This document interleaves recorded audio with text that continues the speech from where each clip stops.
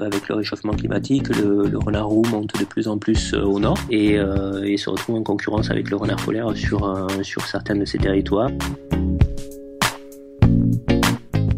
Bonjour, c'est Régis Moscardini du blog auxonature.com et je suis très heureux de vous retrouver pour ce 45e épisode du podcast Interview de photographe nature, la seule et unique émission sur le web qui vous aide à mieux photographier en compagnie des meilleurs photographes de nature francophones.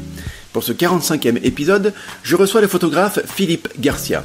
Photographe professionnel dans le milieu sportif et naturaliste, Philippe est l'auteur d'une dizaine de livres sur les techniques de prise de vue et les appareils numériques.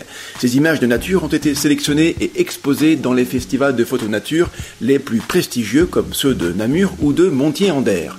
Elles ont également fait l'objet de plusieurs articles dans la presse spécialisée ainsi que d'un magnifique livre sur le renard polaire, Melraki. Et c'est justement ce dont on va parler longuement avec Philippe Garcia tout au long de cette interview, comment photographier le renard polaire. Bonjour Philippe. Bonjour, salut Régis. Comment vas-tu ? Ça va très bien, merci. Alors, est-ce que tu permets que je t'appelle Phil tout au long de l'interview parce que j'ai remarqué que tout le monde autour de toi t'appelait comme ça. Ben oui, bien sûr, tu peux m'appeler Phil. On s'est déjà appelé comme ça, je crois, donc il n'y a pas de problème. Super, tant mieux, ce sera plus convivial comme ça. Donc je suis vraiment très content de te recevoir dans l'émission. Alors c'est vrai que je dis ça à chaque fois à tous les personnes que j'interviewe, mais c'est vrai, hein, c'est vraiment sincère. On s'est rencontrés sur le stand de l'Agora du Net au salon de la photo à Paris, et donc on s'est dit qu'on devait absolument faire une interview ensemble, et c'est ce qu'on est en train de faire. Donc ça, vraiment, c'est vraiment chouette.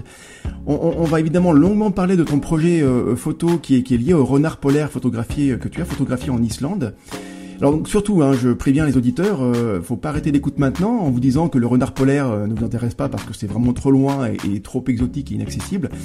Vous apprendrez quand même beaucoup de choses, beaucoup de conseils sur la prise de vue, et ce sera aussi l'occasion, et ça c'est vraiment pas, c'est pas futile, ce sera l'occasion de voyager virtuellement, c'est vrai, mais de voyager quand même. Donc on va commencer avec la première question, et qui est vraiment traditionnelle sur l'interview.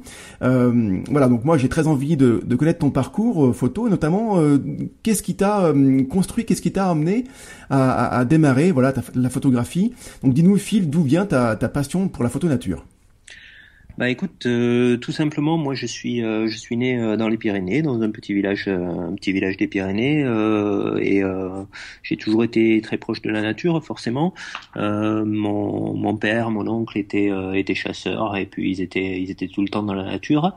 Mon oncle faisait des photos également, donc il m'a un peu transmis son virus, et puis surtout il m'a permis d'accéder à son matériel quand j'ai débuté, et donc c'est comme ça que j'ai commencé tranquillement.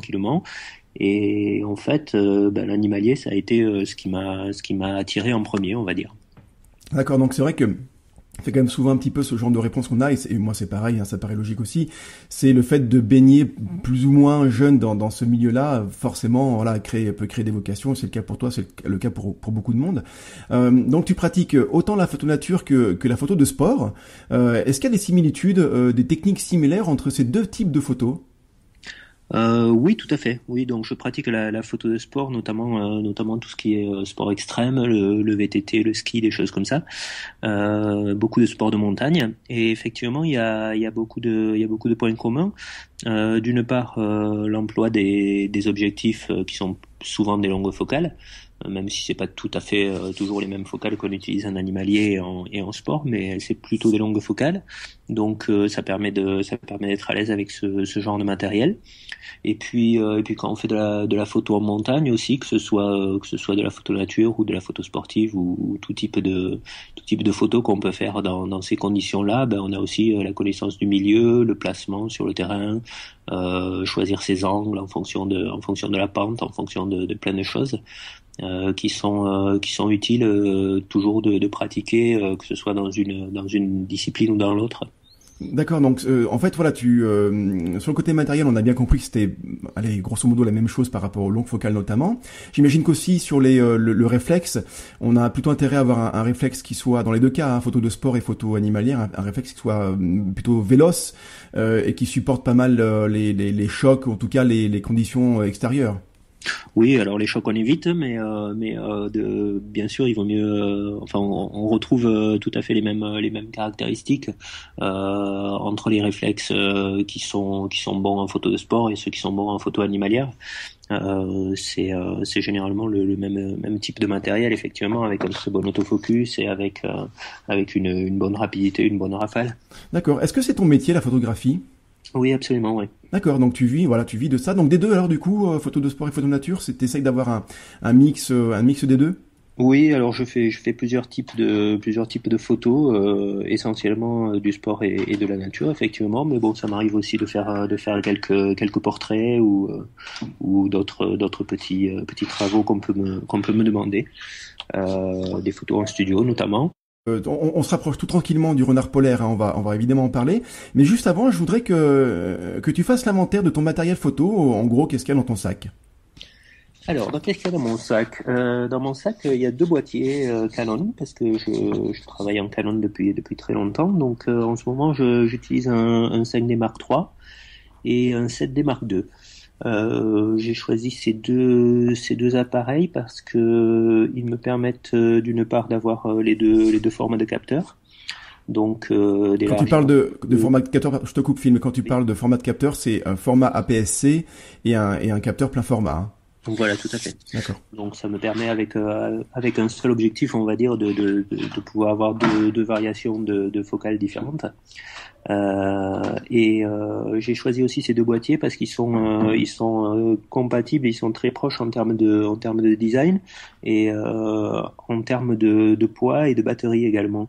Et comme je voyage beaucoup, c'est vrai que le fait d'avoir deux boîtiers qui sont plutôt légers et qui utilisent les mêmes batteries, ça me permet de voyager plus léger. D'accord. Est-ce que c'est alors forcément la photo animalière et la photographie en général est une passion qui peut vite coûter cher.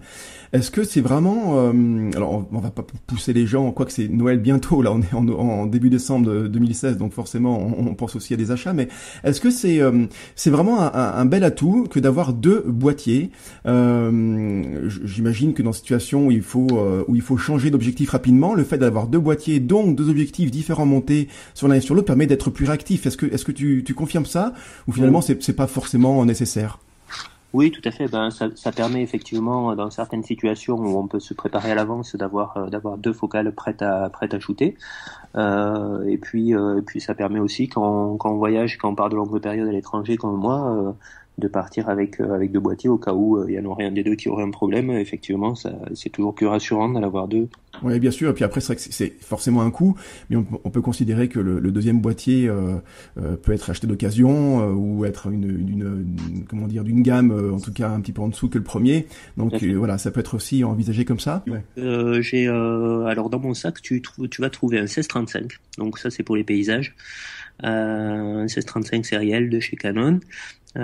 Tu trouveras un 50 mm, un 4, qui sert à plein de choses et qui pèse pas grand chose, donc je l'amène très souvent. J'ai un 100 macro que j'amène de temps en temps, mais pas toujours, pour faire un peu de macro, voir quelques gros plans intéressants des fois quand j'ai des très bonnes proximités. J'ai ensuite un 70-200 qui ouvre à 2.8 et enfin un 300 qui ouvre à 2.8. Voilà. D'accord. C'est les deux focales que j'utilise le plus couramment, donc le 70-200 et le 300. Alors, donc ta focale maximum, tu viens de le dire, c'est un 300 mm qui ouvre à 2.8. Donc on penserait plutôt te voir, en tout cas te savoir avec un 500 f4, tout à fait le genre d'objectif qu'on peut voir chez des photographes professionnels de nature et animaliers. Alors justement, la question c'est pourquoi tu n'as pas au-delà du prix évidemment, mais quoique le 300 mm de 8 c'est quand même déjà un objet qui a un coût. Qu'est-ce que tu apprécies sur le 300 mm qui fait que tu n'as pas un 500 par exemple? Ben écoute, moi ce que j'apprécie surtout c'est l'ouverture à 2.8 qui me permet d'avoir des fonds flous de très bonne qualité et qui me permet de shooter avec très peu de lumière. Donc ça c'est le premier point. Après c'est vrai que ça procure moins d'allonge qu'un 400 ou qu'un 500. C'est plus discret donc. Ouais, c'est plus discret, ça reste surtout beaucoup plus compact et beaucoup plus facile à transporter et à utiliser à main levée parce que avec les sujets que je travaille, je fais pas beaucoup d'affûts en fait, je suis souvent à main levée Et avec le 300-2.8, on peut bien travailler à main levée.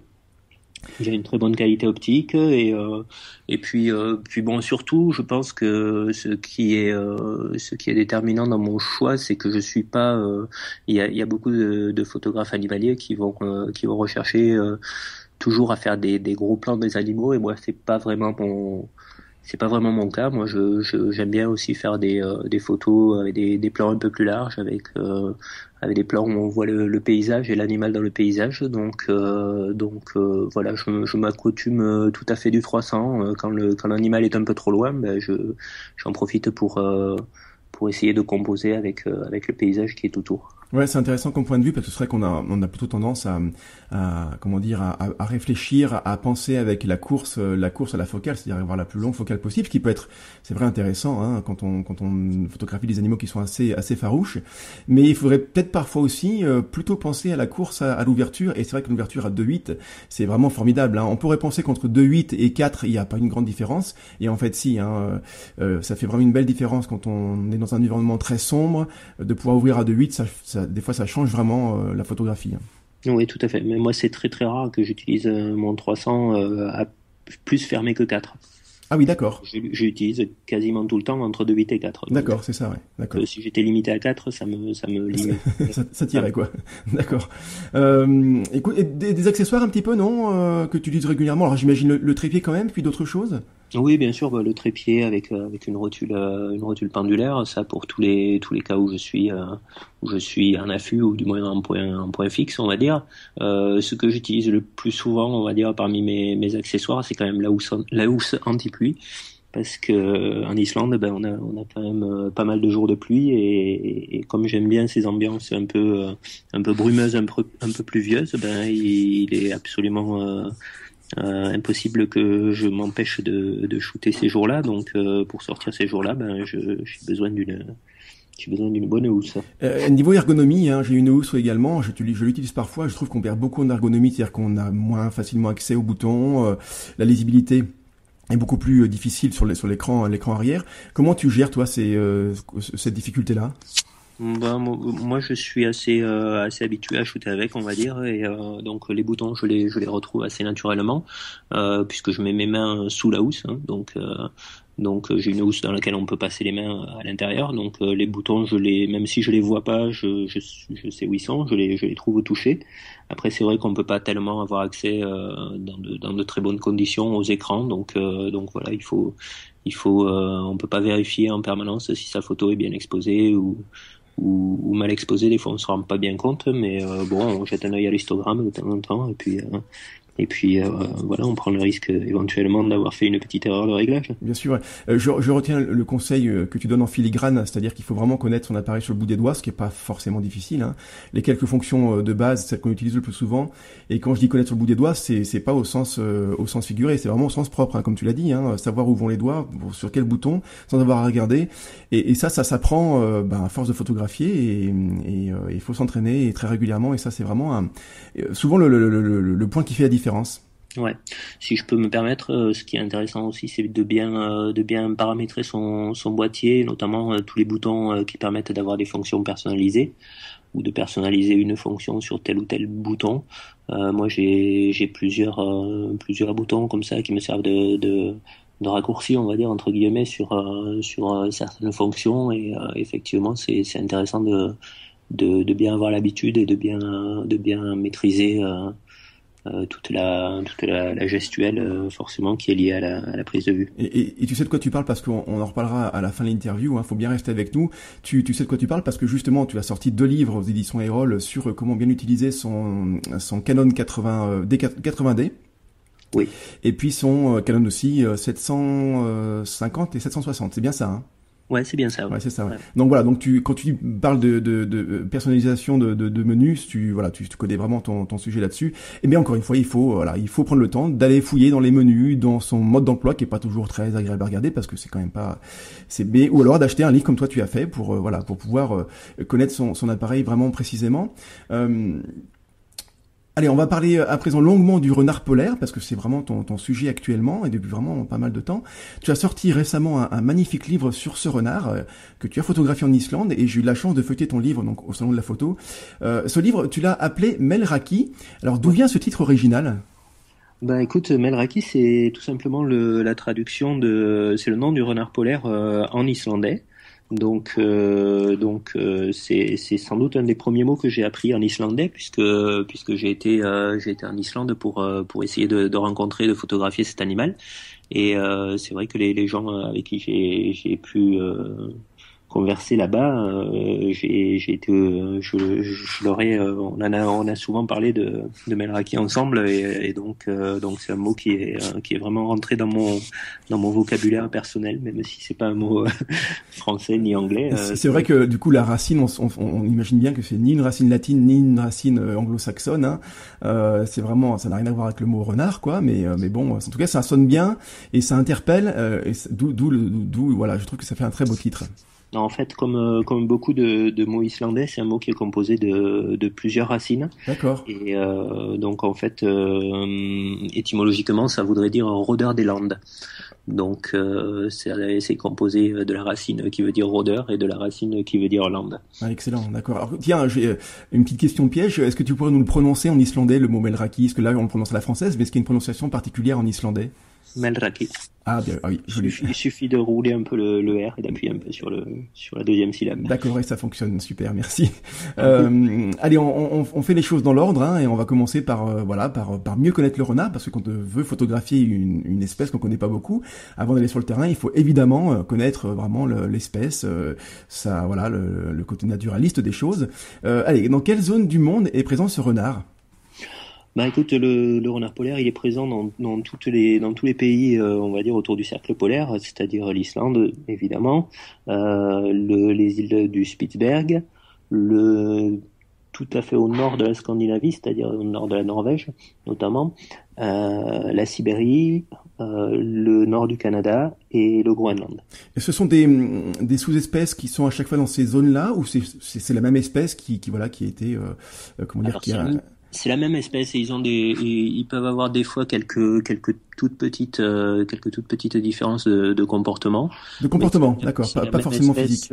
Non, pas physique, voilà. L'espèce, elle a été à l'époque de la dernière glaciation, en fait. Les renards polaires étaient, toutes les populations de renards polaires étaient regroupées, et puisqu'il y avait de la banquise en fait qui reliait tous ces pays, et donc c'était les mêmes renards polaires qu'on pouvait trouver partout. Ensuite, quand la glace a fondu et que la banquise s'est retirée plus au nord, il y en a qui ont été, il y a des populations qui ont été séparées du reste, notamment celle d'Islande, donc qui s'est retrouvée piégée entre guillemets sur l'île. Mais donc c'est la même souche, c'est la même souche de départ. C'est vrai que c'est fascinant de s'imaginer que il y a des centaines de milliers d'années, tout le monde était dans la même zone. Finalement, il n'y avait pas de frontières physiques, et maintenant il y a des frontières physiques. Et c'est fascinant de s'imaginer vraiment l'évolution comme ça des continents, quoi. C'est assez fou. Alors que ce renard-là, donc s'il vit près du cercle polaire, c'est qu'il est capable de survivre sous des températures extrêmement froides et dans des zones inhospitalières. Alors quelles sont les stratégies de survie que ce renard, cet animal, a développé au fil de l'évolution? Le renard polaire, il peut résister à des températures jusqu'à moins 70 degrés. Ah, c'est absolument incroyable, quoi. Ce qui est vraiment phénoménal, puisqu'il y a vraiment aucun endroit dans le monde même où on arrive à ces températures-là de manière régulière, on va dire. Le renard polaire, il a des extrémités qui sont très courtes, donc il a les pattes plus courtes, il a les oreilles qui sont plus courtes, le museau, etc. De manière à ce que le bout de ses extrémités donc se refroidisse moins. Il a des coussins de poils sous les pattes pour l'isoler du sol.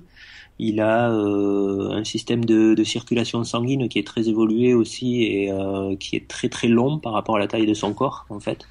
Cela pour que le sang qui se refroidisse, par exemple le sang qui va aller au bout des pattes, qui va se refroidir au contact de la neige en hiver, ne remonte pas directement vers le cœur, parce que ça pourrait lui causer des problèmes de circulation. En gros, pour résumer, il y a des virages dans tous les sens pour que le sang ait le temps de se réchauffer avant d'arriver au cœur, quoi. C'est ça, ouais. C'est-à-dire c'est incroyable. Le sang va parcourir un très long circuit dans le corps du renard avant d'aller jusqu'au cœur. Waouh. Voilà. Et puis après, bon, évidemment, il y a la fourrure, hein. La fourrure qui est son atout principal, puisqu'il a une fourrure hivernale qui est très épaisse et qui est composée de deux types de poils. Un poil très long qui sert en fait d'imperméable et qui permet d'évacuer tout ce qui est eau et neige en surface. Et en dessous, un poil beaucoup plus court et beaucoup plus dense qui va faire l'isolation. Et là, sur la partie de poil intérieur, en fait, il a plus de 20 000 poils au centimètre carré, ce qui est plus de 10 fois ce qu'on a sur la tête, nous. D'accord. Donc il a 10 fois plus c'est comme s'il avait des cheveux ou des poils 10 fois plus serrés que les nôtres. Ouais, c'est formidable, quoi.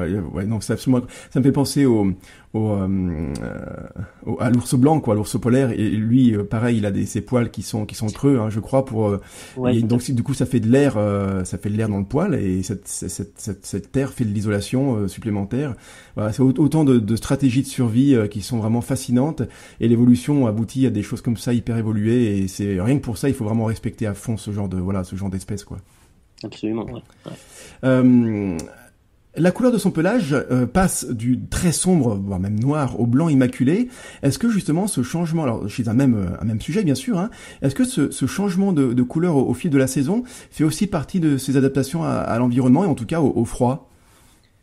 Alors, déjà, c'est pas tout à fait vrai. La couleur du pelage ne passe pas du très sombre au blanc. Il y a en fait qu'une partie des individus qui deviennent blancs en hiver. Parce que le renard polaire peut avoir ce qu'on appelle deux formes de pelage. Donc, soit il est de forme bleue. Alors, forme bleue, ce sont des renards qui sont marrons, hein, ils sont pas bleus. Mais donc, il va être marron en été et il va rester marron en fait en hiver, avec simplement un poil beaucoup plus épais. Et ceux qui vont devenir blancs en hiver, c'est ce qu'on appelle les renards de forme blanche. Donc, eux, ils vont être blancs en hiver, mais en été, ils vont pas être marrons du tout, ils vont être plutôt gris. Dans tous les cas, ce sont des pelages qui sont très bien camouflés dans un certain type d'environnement. C'est-à-dire ceux qui sont de forme blanche, donc en hiver ils vont être très bien camouflés sur la neige en étant tout blanc. En été ils vont être très bien camouflés dans les rochers en étant gris. Et ceux qui sont de forme bleue, donc qui vont rester marrons toute l'année, eux, ils vont être très bien camouflés sur les habitats côtiers, c'est-à-dire sur les plages qui sont du sable noir généralement à ces latitudes, sur les rochers, dans les algues, et donc eux, ils vont essentiellement chasser dans les zones côtières où il n'y a pas de neige même en hiver. D'accord, donc ça fait un petit peu penser alors peut-être pas tout à fait la même chose, mais c'est un peu comme la buse variable finalement, c'est-à-dire que voilà, il y a des pelages qui changent d'un sujet à un autre, mais là c'est vraiment c'est un duo, quoi, c'est très il y a deux sortes différentes. Voilà, voilà, c'est ça. Il peut y avoir que deux couleurs, hein. Que deux couleurs. C'est pas comme certains animaux qui peuvent avoir effectivement plusieurs tons différents. Là, c'est soit l'un soit l'autre. C'est soit il est de forme blanche et il sera blanc immaculé en hiver, gris en été. Et toute sa vie. Il va pas changer d'une saison sur une autre. Ce sera toute sa vie pareil. Non, c'est une caractéristique génétique. Génétique, en fait. Bien sûr. C'est comme les yeux bleus ou les yeux marrons chez les humains. Il aura l'un ou l'autre quand il naîtra et il le gardera toute sa vie. Ouais. Ouais, d'accord, okay. Par contre, après, en fonction de son pelage, effectivement, il sera peut-être plus ou moins amené à s'installer dans un territoire qui lui correspond au niveau camouflage. D'accord. Encore une fois, une intelligence adaptative qui est vraiment fascinante. Est-ce que c'est un animal qui est en danger d'extinction ? Non, c'est pas un animal qui est en danger d'extinction. Il est classé, je crois, en préoccupation mineure dans la classification UICN. Ouais, voilà. Ouais. En Islande, il y a une population qui est tout à fait correcte et qui arrive très bien à se reproduire. Par contre, il y a certains pays, certaines zones sur le globe où effectivement il est menacé. Alors c'est le cas par exemple en Norvège, où en fait il est menacé par le renard roux qui prend la plupart de ces territoires parce qu'avec le réchauffement climatique, le renard roux monte de plus en plus au nord et se retrouve en concurrence avec le renard polaire sur certains de ces territoires. Et comme le renard roux est plus fort physiquement, ben c'est lui qui s'adjuge les meilleurs territoires et les renards polaires sont fichus dehors et sont repoussés toujours de plus en plus au nord et avec des territoires de plus en plus petits. D'accord, ouais, donc enfin, les territoires se chevauchent, finissent par se chevaucher, et le renard roux gagne de la place, quoi, finalement. D'accord. D'ailleurs, ça me fait penser à la photographie qui a gagné le concours l'année dernière du Wildlife Photographer of the Year, et alors j'ai plus le nom du photographe en tête, hein, je le mettrai dans les liens dans l'article, mais on voit, cette photo-là est vraiment fascinante, on voit un renard roux qui a dans sa gueule un cadavre de renard polaire, et c'est lié typiquement à ce que tu viens de raconter. Oui, disons que c'est une photo qui illustre très bien le problème qui est rencontré en Scandinavie, même si à aujourd'hui il n'y a eu aucune véritable observation scientifique de prédation d'une espèce sur l'autre. Allez, on va plus maintenant s'intéresser typiquement au renard polaire d'Islande, donc au Melraki. Alors je l'ai dit sans accent, hein, tu m'excuseras. Allez, quelles sont ses habitudes de vie? Est-ce qu'il est plutôt diurne, nocturne? Qu'est-ce qu'il faut savoir sur lui dans ce cadre-là? Eh ben, écoute, c'est une question à laquelle il est difficile de répondre parce qu'il peut être tout à fait diurne ou tout à fait nocturne. Ça dépend en fait beaucoup comme le renard roux des habitudes des hommes autour de lui. Il va être nocturne, un peu comme le renard roux en Europe s'il est dérangé par les hommes pendant la journée, donc notamment s'il est chassé. Dans ce cas-là, il aura sans doute beaucoup plus peur de l'homme et il va sans doute sortir uniquement à la nuit tombée. Et dans les zones où il est plus tranquille, en fait, ben, il pourra avoir une activité diurne tout à fait normale. Oui, donc c'est-à-dire qu'on retrouve la même intelligence adaptative qu'on a avec le renard roux chez nous, c'est-à-dire qu'il est capable de s'adapter à son environnement, et si l'environnement en change, ben lui il va s'adapter et en gros adapter sa vie en fonction de ça. C'est ça. Ouais. Ouais. En France, la pression de la chasse et la pression humaine en général oblige les photographes à prendre 1000 précautions pour photographier le renard roux. Est-ce que c'est le cas pour le renard polaire? Est-ce que c'est un animal qui est aussi farouche et craintif que le renard chez nous en France? Alors oui, c'est à peu près le même type de comportement qu'on peut retrouver chez le renard roux. Alors il y a des endroits où il est tout à fait possible de rencontrer parfois un renard polaire qui va être très habitué à l'homme, notamment dans les endroits les plus touristiques. Et comme c'est un animal qui est opportuniste, il va parfois être tenté de venir vers les hommes s'il sait qu'il n'est pas en danger pour essayer de quémander un peu de nourriture.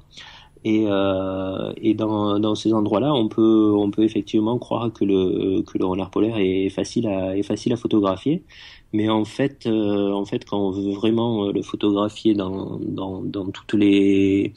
tous ses comportements et dans toutes les phases de sa vie, ben on se rend compte que c'est beaucoup plus compliqué que ça parce que si on veut le photographier notamment avec ses petits ou si on veut le photographier pendant qu'il chasse, ben là c'est pas du tout la même chose. C'est un animal qui est beaucoup plus sauvage et beaucoup plus craintif quand il est dans son territoire naturel, on va dire. D'accord. Donc j'imagine que tu vas souvent en Islande pour pouvoir. On va en reparler également parce que tu fais là-bas des séjours, des stages photos à destination en tout cas centrés sur le renard polaire.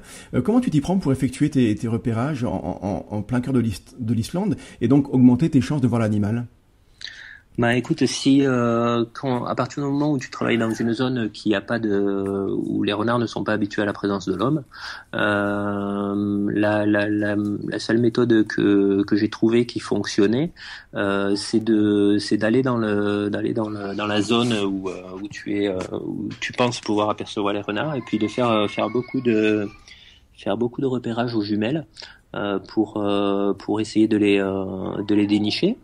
Et ensuite, une fois qu'on a trouvé l'endroit où ils habitent et où ils passent du temps, à ce moment-là, on peut éventuellement se placer, se se poser à une certaine distance de là.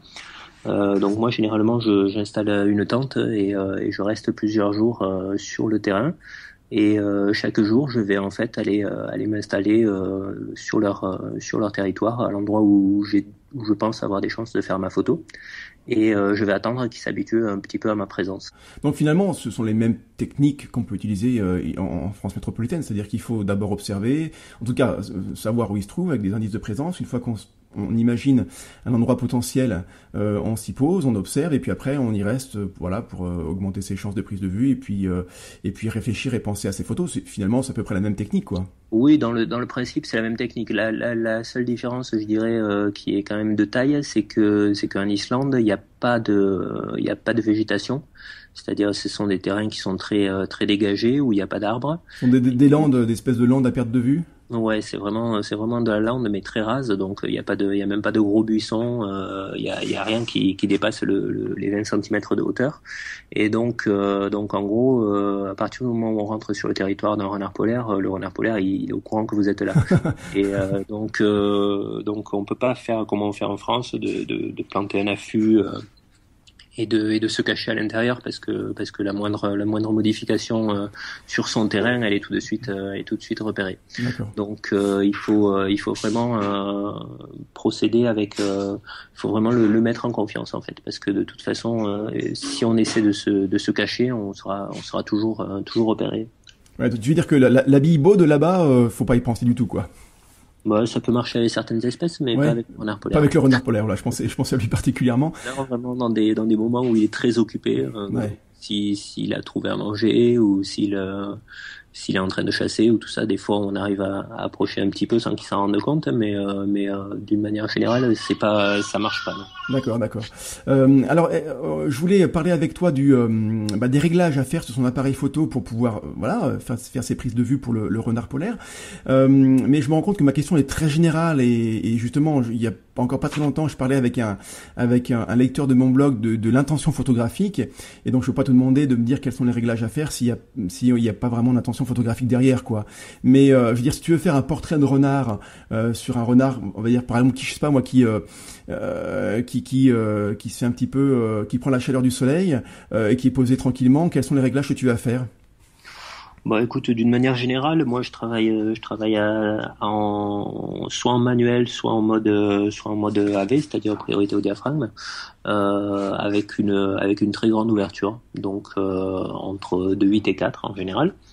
Et je travaille également en mode AI servo et en rafale pour pouvoir saisir rapidement toutes les attitudes lorsque le renard bouge, parce que c'est un animal qui est très nerveux, en fait, qui bouge très souvent, et notamment qui se déplace beaucoup, et qui a souvent le nez au sol, il est toujours en train de renifler, et donc voilà, il faut être très très réactif.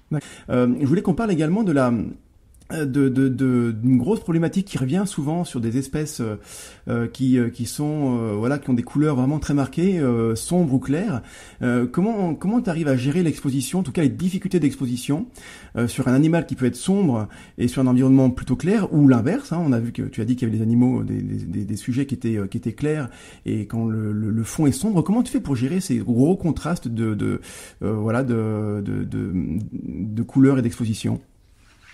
Ben écoute, c'est vrai qu'on a des différences de couleurs dans les individus, déjà, entre certains qui sont très clairs, d'autres qui sont très sombres, encore plus en hiver. Dans une même scène, par exemple, ça peut être le cas dans une même scène? Ça peut être le cas, tout à fait, ouais. On peut avoir un renard complètement marron foncé avec un renard blanc sur le même lieu, effectivement. Donc là, ça devient très difficile à exposer, ou alors un renard qui serait marron et qui serait sur de la neige, également très difficile à exposer. Donc là, je dirais que ça, c'est à prévoir un petit peu en amont.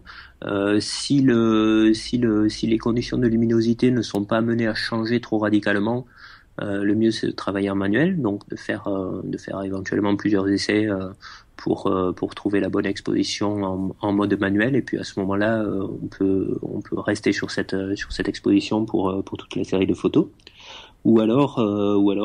si les conditions lumineuses changent régulièrement, à ce moment-là, on se met en mode AV, priorité au diaphragme, et on laisse l'appareil s'adapter.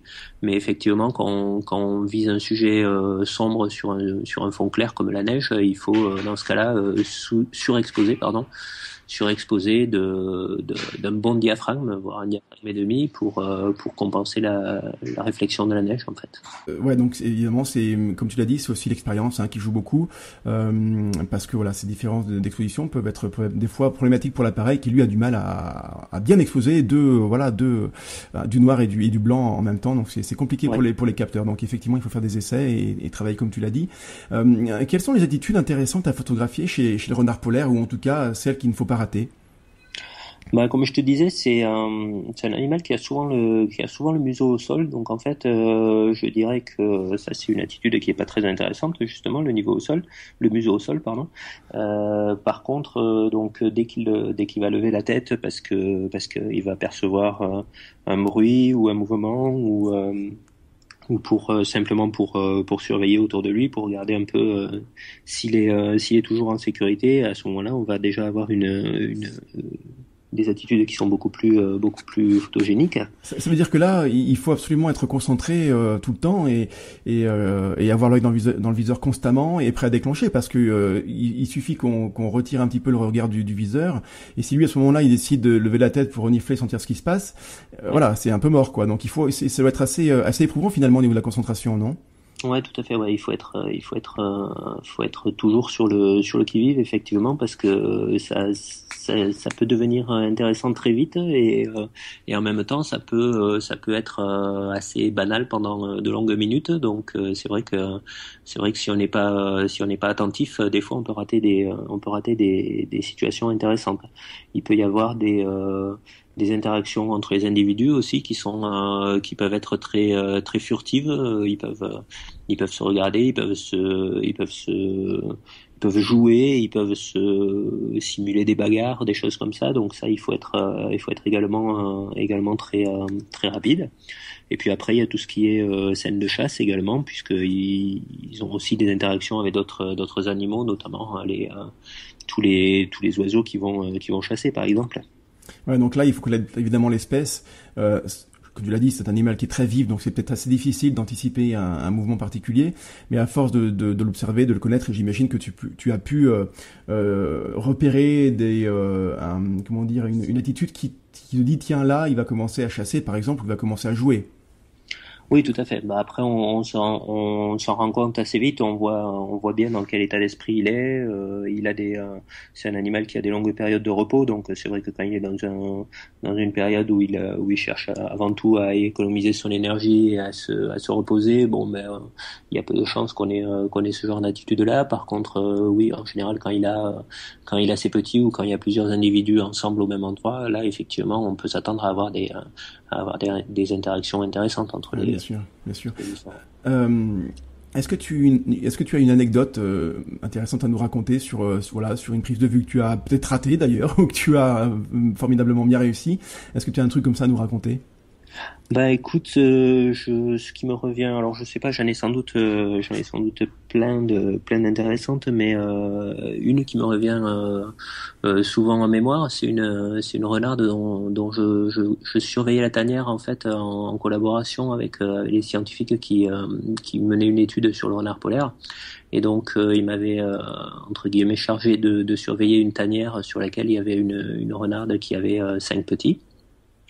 Et en fait, cette renarde, au bout de quelques jours que je surveillais sa tanière, elle est devenue très amicale. Et elle a tout de suite compris que je lui voulais pas de mal. Et donc, au bout de quelques jours, elle s'est mise presque à m'utiliser, j'ai envie de dire, pour que je lui garde ses petits. C'est-à-dire quand elle partait chasser, en fait, elle faisait sortir ses petits. Et puis elle les mettait, elle les laissait autour de moi en fait.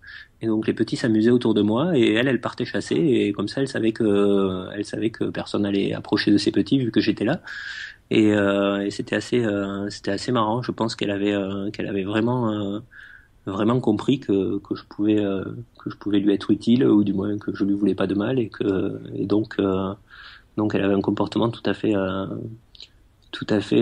pas commun, quoi. Bien sûr, et c'est quand même une forme d'intelligence vraiment incroyable, quoi. C'est-à-dire qu'elle a compris que déjà, première chose, que tu lui voulais pas de mal, donc ça là quand même, il faut quand même le saisir. Et puis derrière, il faut aller au-delà de cette compréhension. Il faut t'utiliser, comme tu l'as dit. Et je sais pas si on peut aller vraiment à fond dans le raisonnement en pensant qu'elle se dit, s'il y a un homme, les autres animaux ont peur des hommes, donc du coup, si je laisse mes petits vers cet homme-là, dont les autres ont peur, et ben ils seront en sécurité. Je sais pas si on peut aller vraiment à fond dans ce raisonnement-là. Ce serait un petit peu faire de l'anthropomorphisme, mais c'est quand même fort, quoi. C'est quand même très très fort. Et puis toi, tu as dû vivre forcément des moments géniaux. Ben surtout que en fait j'ai été plusieurs fois dans cette situation-là avec d'autres familles de renards, et j'ai jamais eu ce type de comportement. En général, quand j'ai été amené à être près d'une tanière ou à être au contact de jeunes renards, ben les parents essayaient toujours de les cacher, alors elle faisait vraiment tout à fait l'inverse. Donc effectivement, on peut se poser des questions sur la capacité qu'ils peuvent avoir à analyser les situations et à gérer le danger et la présence des humains. Et alors par contre, du coup, tu as dû flinguer l'étude scientifique des scientifiques, quoi, parce qu'elle avait plus un comportement naturel finalement, la renarde, quoi. Ouais, absolument. Mais bon, là, en l'occurrence, c'était une étude sur les dérangements à d'autres espèces, donc c'était pas très gênant. D'accord. Pas très gênant. D'accord. Écoute, voilà, donc on a vraiment fait le tour du renard polaire, et je pense que là déjà, alors c'est vrai, je l'ai dit en introduction, la plupart des photographes qui nous écoutent vont pas aller d'emblée dès demain et passer le week-end en Islande. C'est forcément c'est pas facile. Mais tout ce qu'on a dit là, il y a quand même beaucoup de conseils qu'on peut appliquer sur le renard chez nous en France et puis sur d'autres espèces également. Donc voilà, il faut pas se priver d'appliquer ces conseils-là sur ce qu'on a chez nous en métropole. Donc on va maintenant parler de ce que tu as fait, ce que tu as produit comme livre, parce que vraiment je trouve que c'est vraiment très important. Alors tu as écrit des livres photos très techniques, hein, on sent bien que tu maîtrises évidemment bien le sujet technique. Donc je l'ai dit, hein, comment utiliser le Canon 750D, le 760D ou encore le Canon 80D, donc des livres qui sont sortis chez Erol, qui sont disponibles. Et il y a le lien voilà, pour pouvoir en savoir plus dans la description de l'interview sur la page du blog. Mais j'aimerais surtout que tu nous parles de ton magnifique livre Melraki, que tu as fait en collaboration avec l'imprimeur Escourbiac, qui est vraiment une référence dans le domaine de l'imprimerie. Alors première chose, où est-ce qu'on peut trouver ton livre, Philippe ? Alors pour trouver mon livre, on peut le commander en direct, hein, en passant par le site explographe.com. Est-ce que tu peux faire une dédicace si on passe en direct par ton Bien site ? sûr. Oui, en général, donc si vous voulez une dédicace, effectivement, le plus simple c'est de passer par mon site, parce que comme ça, il suffit de laisser un message en expliquant ce qu'on veut, et puis je peux les dédicacer directement. Ensuite, on peut le trouver également sur les boutiques des magazines Natimage, Imaginature. On peut le trouver également sur Amazon et dans quelques librairies. Oui, voilà. Donc on peut pas passer à côté si on le cherche, on le trouve très facilement. Et je pense que si on cherche Melraki, déjà, vu que c'est c'est vrai, qui est pas très commun en général. Ouais. On tape ça sur un moteur de recherche, on tombe assez rapidement sur mon livre. Bon, alors avoue Philippe que c'était finalement une démarche purement marketing de l'appeler Melraki en fait. Hein. C'était juste pour qu'on se retrouve facilement sur Internet, c'est tout. Hein. C'est ça en fait. Hein, voilà. Non, je te jure, je plaisante. Alors c'est vrai que du coup c'est une question qui était pas du tout prévue, mais j'ai envie de te la poser quand même. On parle souvent d'une démarche photographique globale, c'est-à-dire qu'en fait il y a tout l'amont, hein, bien sûr, on a vu la préparation, le repérage, l'observation, tout ça. Il y a le moment de la prise de vue, on appuie sur le déclencheur, et puis il y a aussi le après. Et quand je parle du après, c'est le traitement sous Lightroom, en tout cas un autre logiciel pour surtout si on travaille en RAW pour pouvoir donner plus de pêche à l'image et puis faire quelques réglages qu'on préfère. Mais ça s'arrête pas là, et je voudrais que tu nous parles justement d'aller au bout de la démarche et jusqu'au choix du papier, parce que je parlais de l'imprimeur Escourbiac et j'ai vu ton livre, j'ai pu le feuilleter et c'est un vrai bel objet, et notamment sur le papier. Voilà, le rendu de tes photos est magnifié par le choix du papier. Est-ce que tu peux nous en parler, s'il te plaît ? Bah écoute, oui, j'avais à cœur donc de faire un beau livre qui rende vraiment hommage d'une part à l'animal et puis à tout ce que j'avais pu faire en tant qu'étude et en tant que travail sur cet animal-là. Et donc j'avais beaucoup d'exigences au niveau de l'imprimerie parce que je voulais vraiment que l'imprimerie rende tout à fait parfaitement les ambiances que qu'on peut avoir donc que j'avais pu avoir en Islande lorsque j'ai fait les photos. Et également que toutes les photos qui sont sur de la neige soient bien remplies. Et les photos de neige avec des fonds très blancs, c'est toujours très difficile à rendre en impression sur du papier. Et j'ai travaillé avec l'imprimerie Escourbiac qui est une très bonne imprimerie et qui de plus j'ai la chance qu'elle soit pas très loin de chez moi, donc ça m'a permis de m'y rendre de manière régulière pour à chaque étape de la conception du livre en fait.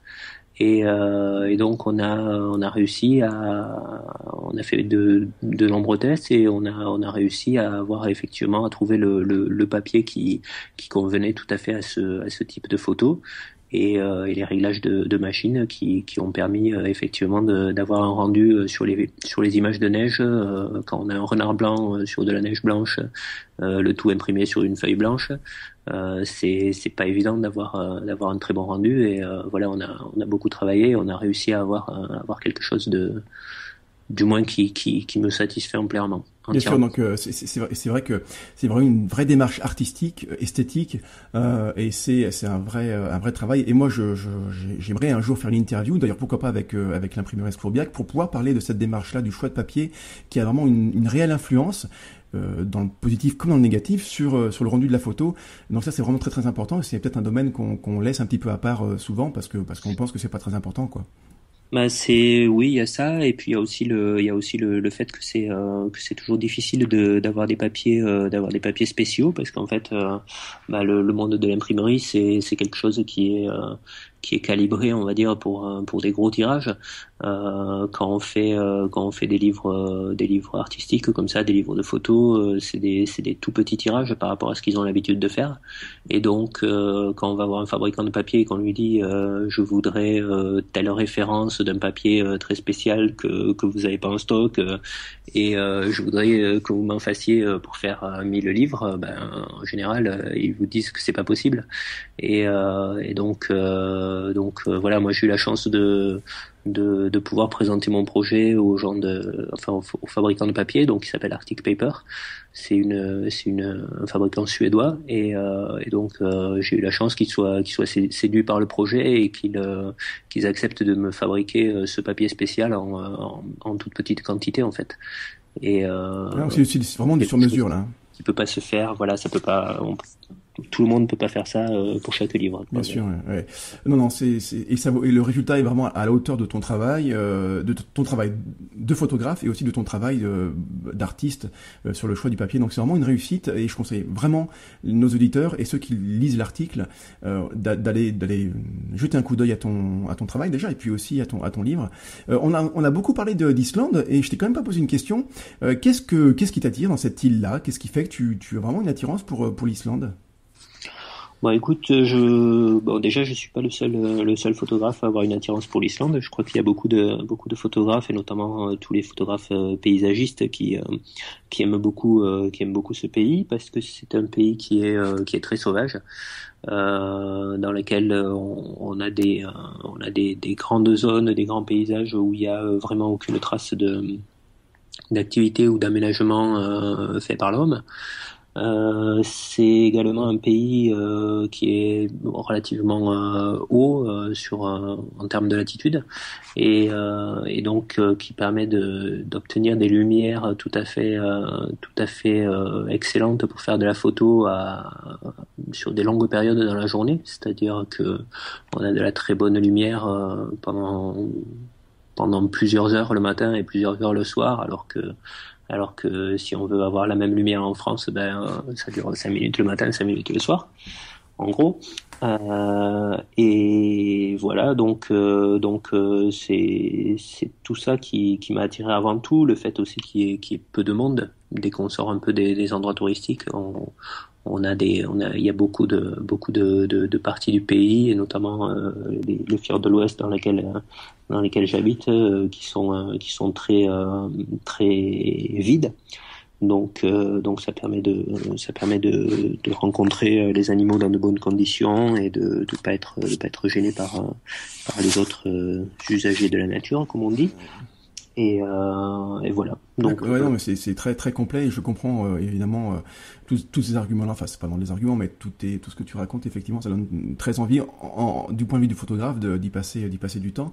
Tu organises des séjours photos là-bas, des séjours qui consistent en quoi en fait quand on fait un voyage photo avec toi, qu'est-ce qui se passe? Bah écoute, j'ai plusieurs types de séjours.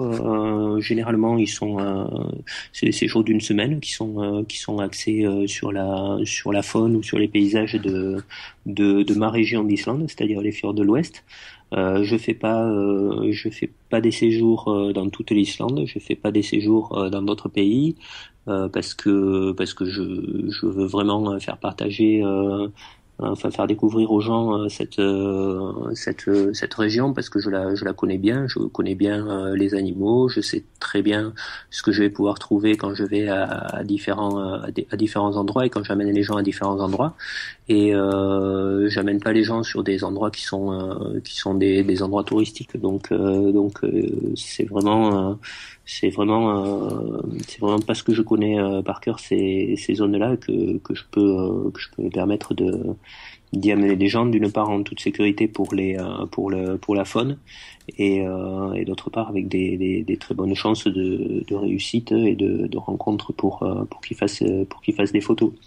Donc voilà, ce sont des séjours qui se déroulent en petits groupes. Je prends que des groupes de 3 personnes. Pour être plus proche d'eux, pour pouvoir leur donner des conseils personnalisés en fonction de leur niveau, en fonction des choses qu'ils ont envie de photographier aussi, pouvoir m'adapter à leurs envies et pas les enfermer dans un programme qui soit trop restrictif, on va dire.